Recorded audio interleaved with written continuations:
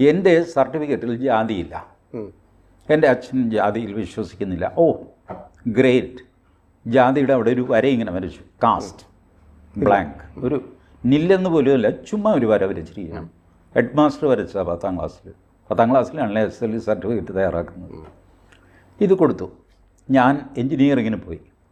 എൻജിനീയറിങ്ങിന് പോയി കഴിഞ്ഞപ്പോൾ കുമാരപിള്ള കമ്മീഷൻ എന്ന് പറഞ്ഞിട്ടൊരു കമ്മീഷൻ, മുന്നോക്കക്കാരിൽ വരുമാനം കുറഞ്ഞവർക്ക് ഒരു സ്കോളർഷിപ്പ് കൊടുക്കണമെന്ന്.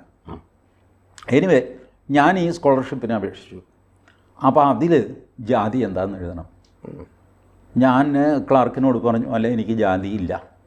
ആ പറഞ്ഞു, അത് പറ്റില്ല, ഏത് ജാതിയാണെന്ന് പറഞ്ഞാലേ സ്കോളർഷിപ്പ് തരാൻ പറ്റുള്ളൂ.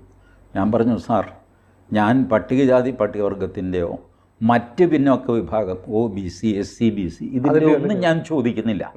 അപ്പം പിന്നെ ബാക്കി വരുന്നവർ ഫോർവേഡ് കാസ്റ്റാണല്ലോ.